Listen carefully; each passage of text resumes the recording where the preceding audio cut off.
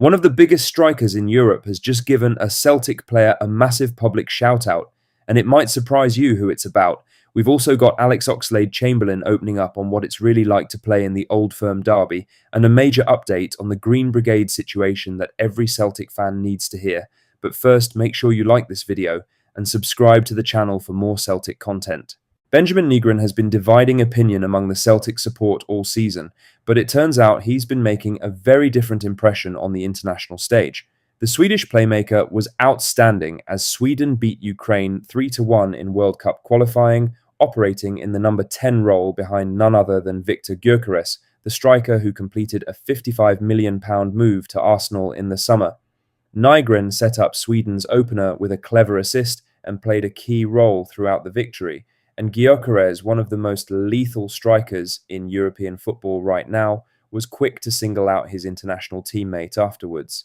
He said, "I've played with Benji a lot before in the under-21 national team. I know him well and he's done extremely well at Celtic. He's a great player, he's good with the ball and finds good passes. He can also do well inside the box himself." That's high praise from someone operating at the very top level. And it's worth putting into context, Nigron actually leads Celtic's charts for goals and assists this season, even if he hasn't always convinced everyone in the stands.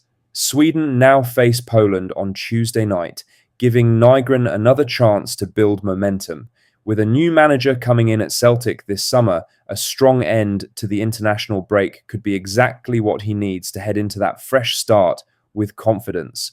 Now for the main story, as Alex Oxlade Chamberlain has opened up on his Old Firm experience, and his honesty is something else. The former England international joined Celtic in February on a short-term deal after training with Arsenal to keep fit. He was clearly short of sharpness when he arrived, but he made an instant impact, scoring a stunning 91st minute winner on his debut against Livingston that immediately got the fans on side.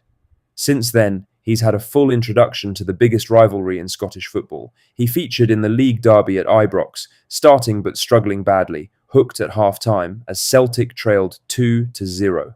Reo Hatate came on and transformed the game, with Celtic battling back to draw 2-2. A week later, the sides met again in the Cup. Oxlade Chamberlain came off the bench this time as Celtic won 4-2 on penalties after a goalless 120 minutes. And reflecting on both experiences, the 32-year-old didn't hold back. He said, "I don't know if we've played and we've had a few scraps with them, but I don't know if there wasn't much soccer from us. It's just different. I can't explain exactly why. It's just different." He then revealed what Andy Robertson told him after the first game. He said, "I spoke to Robbo after the first game and I didn't have a good game. I came off at half-time and said that wasn't pretty." He said, "I told you it's not football. That game is not. It's not pretty. It's a war, and you find a way to win."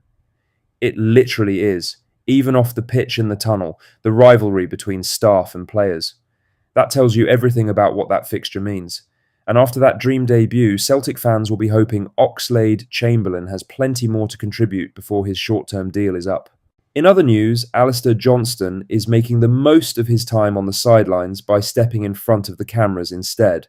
The Celtic right-back has travelled to Canada to link up with the national squad during the international break, despite still being sidelined with the serious hamstring injury he's been recovering from since late last year. He underwent surgery and is targeting a comeback in time for the SPFL split. He wasn't expected to feature on the pitch, but Canadian broadcaster TSN has confirmed Johnston will appear as a guest host on their Sports Centre programme, and he's absolutely buzzing for it. He said, "I'm super excited and I can't wait to go through some highlights and read the teleprompter, which apparently is more difficult than it seems. I can't wait to share that moment with the country from coast to coast. There is nowhere to hide on live TV, let's just say that much. On a football pitch, you can kind of get away with it, but with this, I'm going to have to make sure I bring my A game." He also revealed he's had some help preparing. He added, "I've got some pretty good people to look up to. James Duthie, a good family friend, has been giving me some good tips along the way. I think the whole Canada team will be watching in the meal room at 6 p.m. The rumours have spread like wildfire." Good fun from Johnston. And on a more serious note, the sooner he's back fit for Celtic, the better. With Julian Araujo also currently sidelined, Anthony Ralston is the only fit right back at the club right now. In other news, a familiar face from Celtic's past has just made a move that nobody saw coming. Former Celtic winger Gary MackaySteven has completed a move to Partick Thistle, reuniting with manager Mark Wilson as Thistle chase promotion from the Championship. MackaySteven, who is 35, had been without a club since leaving Ross County earlier this year. But Wilson has moved quickly to bring him in as injuries bite at Firhill, including one to former Celtic striker Tony Watt. Thistle sits second in the Championship, 5 points behind leaders St Johnston with a crunch run in ahead. MackaySteven's history with Celtic goes back to 2015, when he agreed a pre-contract under Ronnie Dealer before sealing a deadline day switch alongside Stuart Armstrong. After leaving Parkhead, he went to Aberdeen, then New York City FC in America, before returning to Scotland with Hearts, Kilmarnock, and most recently, Ross County. Now he's back in Glasgow and could have a real say in where the Championship title ends up. Thistle actually play Ross County, his old club, tonight, so MackaySteven could find himself involved sooner than expected. A nice storyline, and best of luck to him in the run-in. Lastly, the Green Brigade situation has taken another turn, and this latest update doesn't make for comfortable reading for anyone hoping for a quick resolution. Green Brigade member Martin spoke candidly to the Cynic this week, and his message was blunt. He said, "We all now, almost universally within the Green Brigade, see where this is going, and we don't think it's positive. The dispute between the group and the club has been dragging on for months.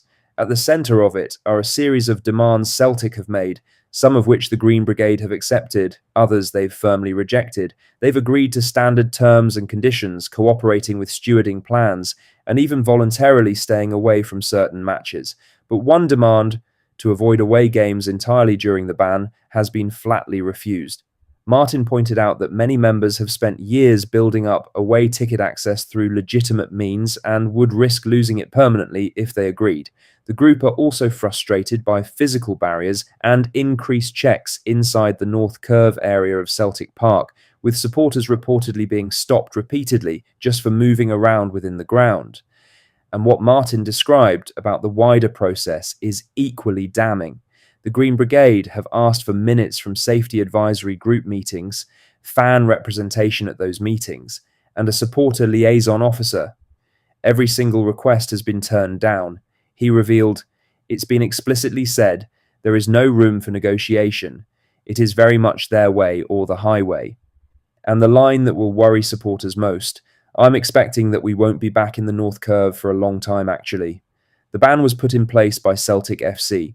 According to the Green Brigade, only Celtic FC can lift it, and right now there's no sign of that happening.